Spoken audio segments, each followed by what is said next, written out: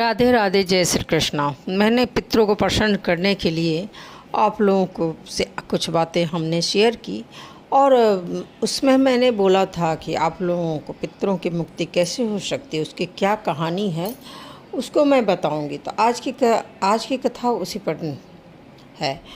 आज की कथा होगा धुंधकारी की कथा, जो कि किस प्रकार उसकी मुक्ति मिलती है उसकी कथा मैं आज सुनाऊंगी। और पुनः के बाद अजामिल की कथा सुनाऊंगी, जो श्रीमद् भागवत के 6ठे अध्याय में वर्णित है। इन दोनों कथाओं के माध्यम से पता चलता है कि किस प्रकार श्रीमद् भागवत के पठन पाठन से या भगवान के भगवत नाम में भक्ति बनाए रखने से किस प्रकार हमारे पूर्वज मुक्त हो सकते हैं। तो आज की कथा में गोकर्ण और धुंधकारी की कथा मैं सुनाती हूँ कि किस प्रकार धुंधकारी को मुक्ति मिलता है। आइयो, धुंधकारी की कथा श्रीमद् भागवत महाभारत में वर्णित बहुत प्रसिद्ध कथा है। तो आइए उस कथा को सुनते हैं, जो बताती है कि भागवत श्रवण की शक्ति से प्रेत योनि में पड़े जीव भी मुक्त हो जाते हैं। तो आइए उस कथा को मैं सुनाती हूँ आप लोगों को। प्राचीन काल में तुंगभद्रा नदी के तट पर आत्मदेव नाम के एक ब्राह्मण रहते थे। वे बड़े विद्वान थे और धर्मात्मा भी थे, परंतु संजोग से जो उनकी पत्नी थी उन्हें भागवत प्रेम में कोई मन नहीं लगता था और थोड़ी स्वभाव से कलह प्रिय और आलसी भी थी वो। और धन तो पर्याप्त था उन ब्राह्मण दंपति के पास, लेकिन क्या था, संतान नहीं थी वो। और दोनों ब्राह्मण दंपति, खासकर ब्राह्मण आत्मदेव जो थे, उन्हें संतान न होने का बड़ा ही दुख था। लेकिन धुंधकारी के लिए ऐसा कुछ नहीं था। वे संतान तो चाहती थी, लेकिन उस संतान को प्राप्त करने के लिए कष्ट नहीं उठाना चाहती थी। तो एक दिन ब्राह्मण आत्मजीव थे, उनकी एक वन में गए हुए थे। वहाँ पर एक बहुत अच्छे ब्राह्मण महात्मा थे और उनसे उनकी भेंट होती है। तो उनसे वे ब्राह्मण आत्मदेव जो थे उनसे संतान के लिए प्रार्थना करते हैं। तब वे बोलते हैं कि देखो विप्र, तुम्हारे भाग्य में संतान नहीं है, लेकिन इसके लिए और तुम दुख भी मत करो। जब तुम्हारे भाग्य में संतान ही नहीं तो क्या दुख करना, तुम दुख मत करो, बल्कि तुम भगवान में मन को लगाओ और भगवत भजन करो और दान पुण्य करो। इससे तुम्हें काफ़ी पुण्य मिलेगा और तुम्हारे कर्म बंधन कटेंगे। लेकिन ब्राह्मण आत्मदेव संतुष्ट न हुए। उन्होंने कहा, नहीं प्रभु, मुझे तो संतान चाहिए। काफ़ी देर तक विनती करने के बाद महात्मा बोले कि हालांकि तुम्हारे भाग्य में संतान नहीं है, तुम दुख मत करो, लेकिन फिर मैं एक फल देता हूँ, उन्होंने कहा, और ये फल तुम अपनी पत्नी को खिला देना। ब्राह्मण आत्मदेव बड़े प्रसन्न हुए और वो फल को लेकर अपनी पत्नी के पास आए और उन्होंने कहा कि ये फल महात्मा जी ने दिया है, तुम इस फल को खा लोगी तो तुम्हें पुत्र रत्न की प्राप्ति होगी। तो आत्मदेव की पत्नी जो धुंधली थी, नाम था उनका धुंधली, स्वभाव से बहुत ही कलह प्रिय और आलसी थी। उन्होंने सोचा कि पुत्र तो चाहिए मुझे, लेकिन गर्भधारण और प्रसव के कष्ट में क्यों सहूँ। ये प्रसव के कष्ट तो मुझे सहने योग्य नहीं मैं हूँ। और उसने क्या किया, वो फल धुंधली ने अपने गाय, वो लोग पाले हुए थे, उस गाय को उन्होंने वो फल को खिला दिया। और धुंधली की जो बहन थी वो भी क्या थी, बच्चे को जन्म देने वाली, यानी कि गर्भावस्था में थी। और तब क्या किए कि उन्होंने जब अपनी बहन का बच्चा जन्म लिया, संयोग से वो पुत्र था, उस पुत्र को, अपनी बहन के नवजात पुत्र को अपना पुत्र बताकर उसे अपने घर ले आई। और कुछ समय बाद जिस गाय को धुंधली ने फल खिला दिया था, उसने एक बहुत ही अद्भुत बालक को जन्म, जिसका पूरा शरीर तो इंसान का था, लेकिन कान जो थे गाय के जैसे थे। तो ब्राह्मण आत्मदेव दोनों बच्चों को देख कर बड़े प्रसन्न हुए और उन्होंने जो उनकी बहन के बच्चे जो था, जो धुंधली अपना पुत्र बतलाई थी, उसका नाम उन्होंने उन्हें धुंधकारी रखा और गाय के बच्चे का नाम उन्होंने गोकर्ण रखा। गोकर्ण जो थे बहुत ही अच्छे स्वभाव के, अत्यंत मधुर और भगवत भक्त थे बचपन से ही। उन्हें धर्म कर्म के कार्यों में, भगवान का भजन करने में, भगवान की पूजा पाठ करने में, संतों की सेवा करने में गोकर्ण को बहुत ही मन लगता था। साथ ही विद्या अध्ययन करने में और बहुत सारे जो ग्रंथ होते हैं भक्ति के, उन्हें पढ़ने में हमेशा उन्हें ध्यान रहता था। परंतु धुंधकारी ठीक इसके उलट, वे बचपन से ही बहुत दुष्ट थे, क्रूर थे और दुर्व्यसनी भी थे। वह चोरी, हिंसा और पाप कर्म में लिप्त रहने वाले बच्चे थे। और ज्यों ज्यों धुंधकारी बड़े हुए त्यों त्यों उन्होंने अपने माता पिता को कष्ट देना भी शुरू कर दिया। इसके विपरीत गोकर्ण थे बड़े ही परोपकारी स्वभाव के, धर्मात्मा स्वभाव के, भगवत भजन करने वाले और भगवत उपदेशों का पालन करने वाले और भगवत ग्रंथों को पढ़ने वाले निकले। यानी कि उन्होंने भगवान के भजन कीर्तन में भगवान के प्रति उनका बहुत ज़्यादा प्रेम था। लेकिन ये धुंधकारी ठीक उल्टा था। अंत में गोकर्ण ने देखा कि उनके पिता आत्मदेव को बहुत कष्ट हो रहा है। तब उन्होंने, गोकर्ण चूँकि भगवान की उन पर विशेष कृपा थी, महात्मा की विशेष कृपा थी, तो उन्होंने अपने पिता को उपदेश दिया और बोले कि आप अपने जीवन को सत्कर्मों में लगाइए, भगवत भजन को करिए। तो उन्होंने तब आत्मदेव अंततः गोकर्ण की बातों को, उपदेशों को मानकर आत्मदेव घर को छोड़ दिए और भगवान का भजन करने वन में चले गए। और धुंधली भी जो थी, धुंधकारी के व्यवहार और स्वभाव से उन्हें बहुत कष्ट हो रहा था, जिसके कारण कुछ ही समय में वह दुख से व्याकुल होकर धुंधली ने भी अपना प्राण त्याग बैठी। अब इधर धुंधकारी जब माता पिता दोनों ही न रहे तो और भी दुर्व्यसनी हो गया। वो क्या किया कि चोरी लूट से धन लाने लगा और उसने 5 वेश्याओं को अपने घर पर रख लिया और उनके साथ वो रहने लगा और चोरी करता और लूट करता और उन लूट चोरी को लाता और उन वेश्याओं का पालन पोषण करता। एक दिन उन वेश्याओं ने सोचा कहीं धुंधकारी जो कर्म कर रहा है, उस कर्म के कारण चोरी कर रहा है, मारपीट कर रहा है, लोगों को मार रहा है, अगर ये इन सब के लिए अगर कहीं धुंधकारी पकड़ लिया जाता है तो हमारा तो नाश ही हो जाएगा। इसलिए उन्होंने रात में उसे एक दिन क्या किया, उन 5 वेश्याओं ने उसे पकड़े। जो उसने मधुपान करके वो घर आया तो उन वेश्याओं ने क्या किया, उसे बांध कर रस्सी से बांध दिया और फिर उसके गले में जलते हुए, उसके मुख में जो थे, वो धुंधकारी के मुख में जलते हुए अंगारे डाल दिए, जिससे उसकी मृत्यु हो गई। और 5 वेश्याएं क्या की, तो सारा धन लेकर भाग गई। तो अपने अत्यंत घोर पापों के कारण धुंधकारी को प्रेत योनि प्राप्त होता है। वो अत्यंत प्रेत योनि में भी बहुत ज़्यादा वो दुख भोगता है।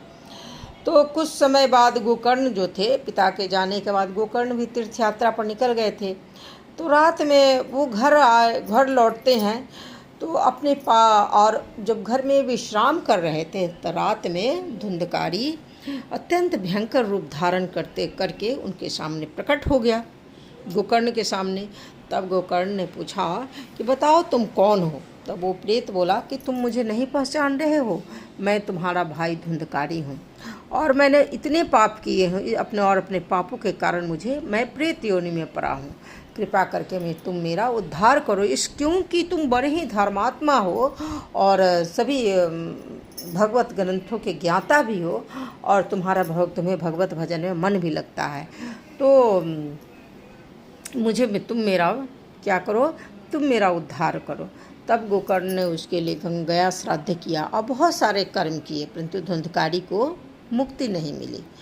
तो अब एक दिन ये बड़े ही गोकर्ण थे, परेशान हुए थे अपने भाई धुंधकारी के लिए। तब एक दिन आकाशवाणी होता है कि धुंधकारी के मुक्ति के लिए श्रीमद् भागवत का 7 दिन तक पाठ कराओ, तभी धुंधकारी को मुक्ति मिलेगी। तब गोकर्ण ने एक विशाल भागवत कथा का आयोजन किया और दूर दूर से ऋषि मुनि और भक्त उस कथा को सुनने आए। विशाल मतलब बहुत विशाल यज्ञ, मतलब वो कथा का आयोजन किया गया और दूर दूर से ऋषि मुनि और भक्त, बहुत दूर दूर से लोग कथा को सुनने आए। धुंधकारी भी प्रेत रूप में वहाँ पर आया, लेकिन कोई उसे देख नहीं सकता था। वो वो क्या किया, वो एक 7 गांठों वाले बांस के भीतर बैठकर कथा सुनने लगा। तो 7 दिन में 7 चमत्कार होते हैं। पहले दिन की कथा समाप्त हुई और बांस का एक गांठ टूट गया।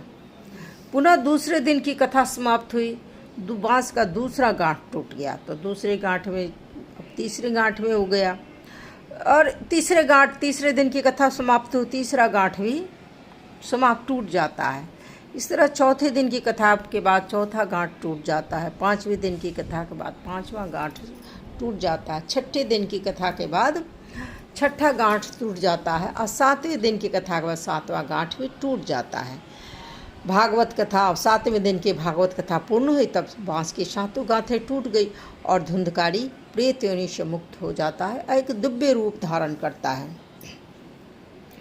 और जब दिव्य, और उसी समय क्या होता है, भगवान के पार्षद दिव्य विमान लेकर आते हैं और धुंधकारी को भगवान के धाम लेके चले जाते हैं। तब लोगों ने गोकर्ण जी से पूछा कि कथा तो हम सबने सुनी, केवल धुंधकारी को ही क्यों मुक्ति मिला।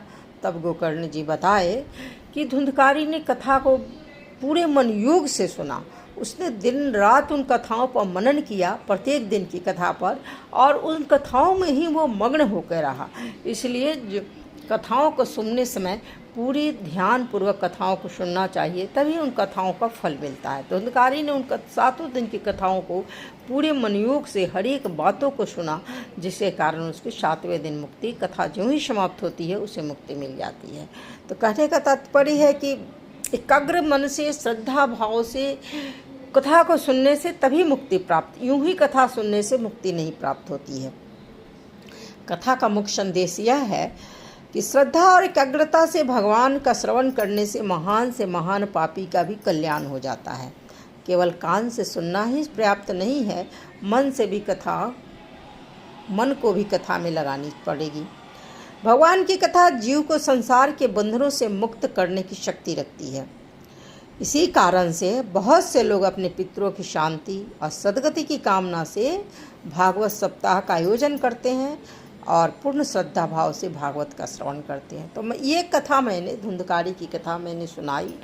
अब इससे स्पष्ट होता है कि भागवत कथा सुनने से हमारे पितरों की मुक्ति होती है, और 7 दिन पर की कथा अगर पूरे मनयोग से कथा सुनी जाए और अपने पितरों के लिए इन कथा का आयोजन करके संकल्प लेके किया जाए, तो हमारे पितरों की मुक्ति निश्चित ही होती है। उस समय हमें अपने पितरों का आवाहन भी करना चाहिए कि ताकि वे आकर कथा में को सुन सकें और उससे उनकी मुक्ति हो जाती है। एक बार बोलिए भागवत भगवान की जय। दूसरी कथा अजामिल की कथा है। नारायण भगवान के श्रवण और उनके मनन और वाचन की उससे क्या महत्व है, कैसे भी इंसान मुक्त हो जाता है, तो उसकी कथा आप सुनिए। एक बार भागवत भगवान की जय। अजामिल की कथा इस प्रकार से है। कान्यकुब्ज नामक नगर में अजामिल नाम का एक ब्राह्मण था, जिसने एक वेश्या दासी से विवाह करके उस निम्न श्रेणी की स्त्री की संगति के कारण उसने अपने समस्त ब्राह्मणोचित गुण को उसने खो दिया। वह पतित ब्राह्मण अजामिल दूसरों को बंदी बनाकर उन्हें जुए में धोखा देकर या सीधे उन्हें लूटकर कष्ट पहुंचाता था। इस प्रकार से वह अपनी जीविका को चलाता था और अपनी पत्नी तथा बच्चों का भरण पोषण भी करता था। इस प्रकार वह अनेक पुत्र वाले परिवार को पालन पोषण के लिए इस प्रकार घृणापद कार्य को अपना जीवन व्यतीत करते हुए उसने जीवन के 88 वर्ष बिता दिए। तो उस वृद्ध अजामिल के 10 पुत्र थे, जिसमें से सबसे छोटे बालक का नाम उसने नारायण रखा था। चूँकि नारायण सबसे छोटा पुत्र था, अतः स्वाभाविक है कि वह अपने पिता तथा माता दोनों का ही बहुत प्यारा पुत्र था। बालक की तोतली भाषा और लड़खड़ाती चाल से वृद्ध अजामिल उसके प्रति बहुत आसक्त था। वह हमेशा उस बालक की देख रेख करता और उसकी क्रियाओं का आनंद लेता था। जब अजामिल भोजन करता तो बालक को खाने पर बुलाता, और जब वह कुछ पीता तो उसे ही पीने के लिए बुलाता। उस बालक की देख रेख करने तथा उसका नाम पुकारने में सदा लगा रहकर अजामिल यह न समझ पाया कि उसका समय अब समाप्त हो चुका है और मृत्यु उसके सिर पर आके खड़ी हो गई है। और जब उस मूर्ख अजामिल के मृत्यु का समय आया तो वह एकमात्र अपने पुत्र नारायण के विषय में ही वह केवल सोच रहा था। मृत्यु का समय आया अजामिल के, तो उसने देखा कि 3 बहुत ही भयानक व्यक्ति, जिनके शरीर वक्र थे और मुख टेढ़े थे, और शरीर में जो जितने भी रोम थे वो खड़े हुए थे, वे अपने हाथों में रस्सियाँ लाए हुए उसे यमराज लोक ले जाने के लिए आए हुए थे। जब उसने उन्हें देखा तो अत्यंत डर गया, और कुछ दूर पर खेल रहे अपने पुत्र के प्रति आसक्ति के कारण अजामिल ने उसका नाम जोर जोर से पुकारा, नारायण नारायण का, और अपनी आंखों में आंसू भर लिया, और उसने किसी प्रकार नारायण का पवित्र नाम का उसने उच्चारण किया। जब विष्णु दूतों ने मरणासन अजामिल के मुख से अपने स्वामी के पवित्र नामों को सुना, तो उन्होंने तुरंत वहाँ उपस्थित हो गए। भगवान के दूत वहाँ पर उपस्थित हो जाते हैं, और इधर यमराज के दूत क्या थे, अजामिल के हृदय से उसके अंदर की आत्मा को बाहर खींच रहे थे, किंतु वहाँ पर भगवान विष्णु के दूतों ने गूंजती वाणी से उन्हें रोक दिया। बोले कि आप ऐसा, तुम लोग ऐसा नहीं कर सकते हो। तो उन्होंने तब यमराज के दूतों ने कहा कि आप लोग कौन हैं जिन्होंने यमराज के अधिकार क्षेत्र को ललकारने की कोशिश की हो? आप लोग किसके सेवक हैं और कहाँ से आए हैं? और अजामिल का शरीर छूने से हमें क्यों मना कर रहे हैं? क्या आप सर्वलोक के देवता हैं, उपदेवता हैं, या सर्वश्रेष्ठ भक्तों में कोई हैं? वे सब पूछ रहे हैं। और इसके साथ साथ वे भी कह रहे हैं कि आप सभी की आंखें कमल के फूलों की पंखुड़ियों के समान हैं, पीला रेशमी वस्त्र पहने हुए हैं, कमल की मालाओं से सुशोभित हैं, तथा अपने सिर पर अत्यंत आकर्षक मुकुट पहने हुए, काने में कुंडल धारण किए, आप सभी नव यौवन से पूर्ण एवं तरोताज़ा प्रतीत हो रहे हैं। आप सभी की लंबी 4 भुजाएं हैं, तथा तरकस, तलवार, शंख, गदा, चक्र कमल के फूलों से अलंकृत हैं। आपके तेज ने इस स्थान के अंधकार को अपने असामान्य प्रकाश से भर दिया है, तो लेकिन आप लोग हमें क्यों रोक रहे हैं? यमराज के दूत विष्णु दूतों से पूछते हैं। तो इस प्रकार यमराज के दूतों द्वारा इस प्रकार संबोधित किए जाने पर भगवान वासुदेव के सेवक मुस्कुराए। उन्होंने गर्जना करते हुए बादलों की ध्वनि जैसी गंभीर वाणी में कहा, यदि आप तुम लोग सचमुच यमराज के सेवक हो, तो तुम्हें हमसे धार्मिक सिद्धांत के अर्थ तथा धर्म के लक्षणों की व्याख्या करनी चाहिए। दंड की क्या विधि है? दंड के वास्तविक पात्र कौन है? तो यमदूतों ने उत्तर दिया कि जो वेदों द्वारा संस्तुत है वही धर्म है, इसका विलोम अधर्म है।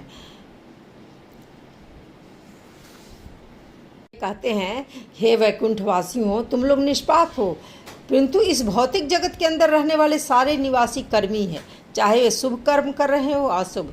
ये दोनों प्रकार के कर्म उनके लिए संभव है, क्योंकि ये प्रकृति के तीनों गुणों द्वारा कलुषित रहते हैं और उन्हें उसके अनुसार ही कर्म करना पड़ता है।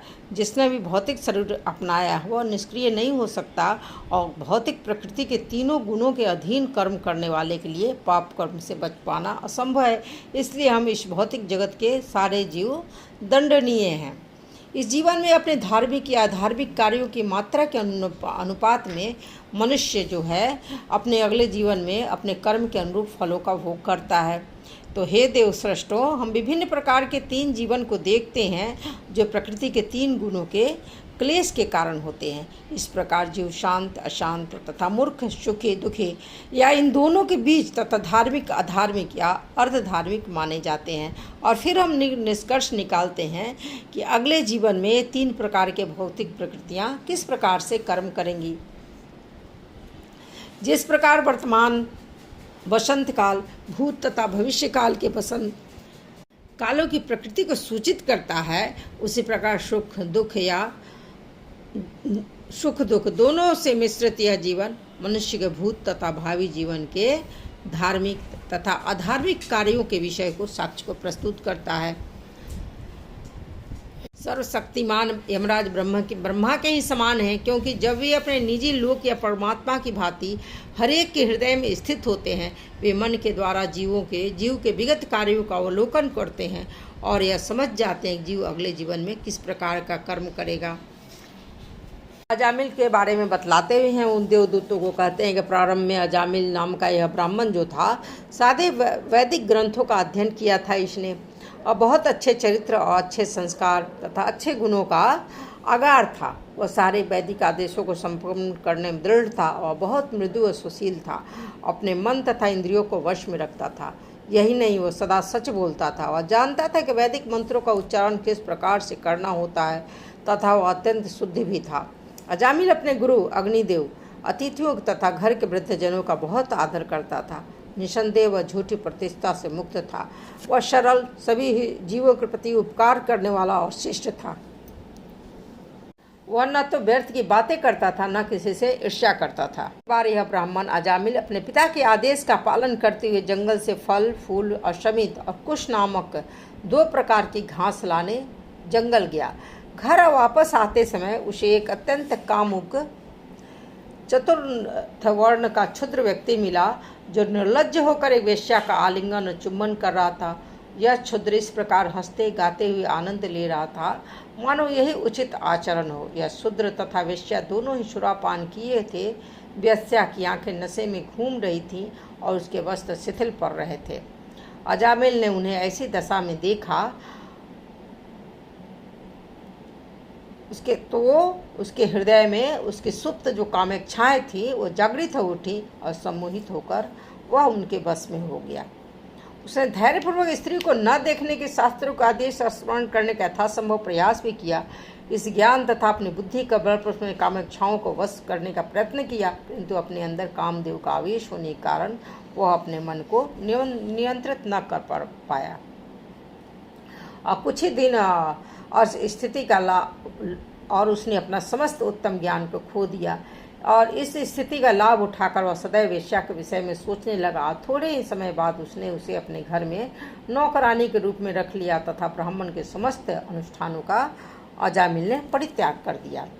इस प्रकार अजामिल अपने पिता के उत्तराधिकार में प्राप्त जो भी धन था उसे अपने विविध उपहारों द्वारा उस वेश्या को संतुष्ट करने में खर्च करने लगा, जिससे वह प्रसन्न बनी रहे। उसने उस वेश्या को संतुष्ट करने के लिए अपने समस्त ब्राह्मणोचित कर्म भी उसने छोड़ दिए। चूँकि उसकी बुद्धि वेश्या के कामपूर्ण चितवन से बंध चुकी थी, अतः शिकार हुआ ब्राह्मण अजामिल उसकी संगति में पाप कर्ण करने लगा और अपने अति सुंदर तरुण पत्नी तक को उसने साथ छोड़ दिया, जो अति सम्मानित ब्राह्मण कुल से आई थी। वह ब्राह्मण कुल में उत्पन्न था, किंतु वेश्या की संगति के कारण बुद्धि से भी धूर्त ने जैसे तैसे धन कमाया, चाहे वह उचित रीति से हो या अनुचित रीति से, और अपने वेश्या के पुत्रों तथा पुत्रियों का भरण पोषण करने लगा।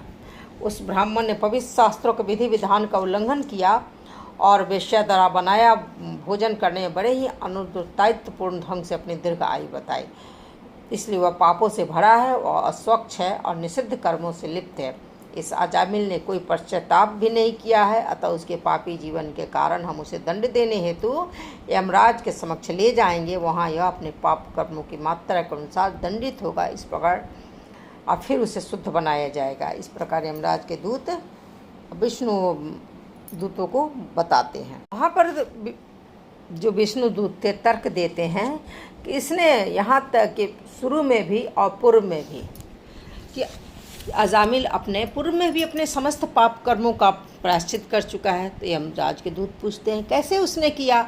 तो उसने न केवल एक जीवन में किए गए पापों का प्रायश्चित किया है, अब करोड़ों जीवन में किए गए पापों के लिए भी किया है, क्योंकि उसने असहाय अवस्था में नारायण के नाम का उच्चारण किया। यद्यपि उसने सिद्ध रीति से उच्चारण नहीं किया है, किंतु उसने अपराध रहित उच्चारण किया है, इसलिए वह अब पवित्र है और मोक्ष का पात्र है। आगे उन्होंने कहा, पूर्व में भी खाते समय और अन्य अवसरों पर यह अजामिल अपने पुत्र को यह कहकर पुकारा करता है, प्रिय नारायण यहाँ आओ। यद्यपि वह अपने पुत्र का नाम पुकारता था, फिर भी वह नारायण इन 4 अक्षरों का उच्चारण करता था। इस प्रकार केवल नारायण नाम का उच्चारण करने से ही उसने लाखों जन्मों के पापमय फलों के लिए पर्याप्त प्रायश्चित कर लिया। चूँकि वह हृदय से दिल से इन नाम को पुकारता था, इसलिए पूरी तरह से पाप मुक्त है। कर्तव्य है कि इसकी सुरक्षा हम लोग करें। तुम लोग इसे अपने स्वामी के पास ले जाने का प्रयास मत करो, क्योंकि जो भी व्यक्ति पवित्र भगवान नाम का कीर्तन करता है उसे तुरंत ही अगणित पापों के फलों से मुक्त कर दिया जाता है। भले ही वह कीर्तन अप्रत्यक्ष रूप से परिहास में, संगीतमय मनोरंजन के लिए अथवा उपेक्षा भाव से ही क्यों न किया गया है, उसे शास्त्रों में पारंगत सभी विद्वान पंडित स्वीकार करते हैं। यदि कोई हरिनाम का उच्चारण करता है और तभी किसी आकस्मिक दुर्भाग्य से, गिरने से, फिसलने से, सड़क पर यात्रा करते समय हड्डी टूट जाने, सर्प द्वारा काटे जाने, पीड़ा तथा तेज ज्वर से आक्रांत होने या हथियार से घायल होने से मर जाता है, तो चाहे कितना भी पापी क्यों न हो, वो नारकीय जीवन में प्रवेश करने से अविलंब मुक्त कर दिया जाता है। जिस प्रकार सूखी अग्नि घास को जलाकर राख कर देती है, उसी प्रकार भगवान नाम, चाहे वह जाने अनजाने में उच्चारण किया गया हो, मनुष्य के पाप कर्मों के सभी फलों को निश्चित रूप से जलाकर राख कर देती है। इस प्रकार जब ये विष्णु दूत यमदूतों को वापस भेज देते हैं, तो यमदूत अपने यमराज के पास गए और उन्होंने जो कुछ भी घटित हुआ अक्षरशः उन्हें सुना दिया। तब यमराज के फंदे से मुक्त जब हो गया ये अजामिल, तो उसे वो भय से मुक्त हुआ और होश में आया, और तुरंत ही वह उसने विष्णुदूतों के चरण कमलों पर शीश झुकाकर उन्हें नमस्कार किया। वह उनकी उपस्थिति से बहुत प्रसन्न था, क्योंकि उन्होंने यमराज के दूतों के हाथ से उनके जीवन को बचाया था। विष्णु दूतों से कुछ कहने का प्रयास करने लगा तो इस सहसा उसके सामने से अदृश्य हो गए। यमदूतों तथा विष्णु दूतों के बीच हुए वार्तालापों को सुनकर अजामिल उन धार्मिक सिद्धांतों को समझ सका जो भौतिक प्रकृति के 3 गुणों के अधीन कार्य करते हैं। अतः इस प्रकार वह पूर्ण अजामिल ने पूर्ण पुरुषोत्तम भगवान के नाम, यश, गुणों और लीलाओं के गुणगान को वो उसने सुना। इस प्रकार वह पूर्ण रूप से शुद्ध भक्त बन गया। तब उसे अपने विगत पाप कर्मों का स्मरण हुआ और उसे बहुत पछतावा हुआ उसने ये पाप क्यों किया। कहा कि हाय, मैं अपनी इंद्रियों का दास बन गया, मैं कितना अधम बन गया, मैं अपने योग्य ब्राह्मण पद से नीचे गिर गया, मैंने वेश्या के गर्भ से बच्चे उत्पन्न किए, मुझे धिक्कार है, मैंने इतना पापमय काम किया कि अपनी कुल मर्यादा को भी लज्जित किया, मैंने शराब पी और पतित वेश्या के साथ के लिए अपनी पत्नी सती तथा सुंदर युवा पत्नी का भी त्याग कर दिया, धिक्कार है मुझे। माता पिता वृद्ध थे, उनकी देख रेख करने वाला कोई अन्य पुत्र या मित्र न था और मैंने उनकी देखभाल।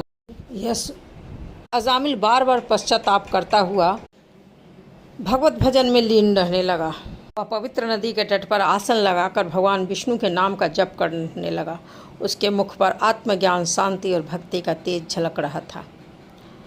समय बीतने पर अजामिल का शरीर दिव्य प्रकाश से आलोकित दिखाई देने लगा और आकाश से स्वर्णिम विमान पर तेजस्वी विष्णुदूत उतर गए। उनके हाथों में शंख, चक्र, गदा और पद्म सुशोभित हैं। वे प्रेम पूर्वक अजामिल को वैकुंठ जाने के लिए आमंत्रित करते हैं। ऊपर आकाश में दिव्य वैकुंठ धाम दिखाई देता है। स्वर्णिम महल, परिजात वृक्ष, दिव्य सरोवर और प्रकाशमय वातावरण। दूर सिंहासन पर भगवान विष्णु तथा माता महालक्ष्मी विराजमान है और करुणामयी मुस्कान से अपने भक्त का स्वागत कर रहे हैं। संपूर्ण वातावरण में देवताओं की पुष्प वर्षा, दिव्य संगीत, शंखनाद, अद्भुत आध्यात्मिक प्रकाश फैल जाता है। यह दृश्य भगवान की महिमा, पाश्चात्ताप, भक्ति और मोक्ष का भव्य चित्रण है।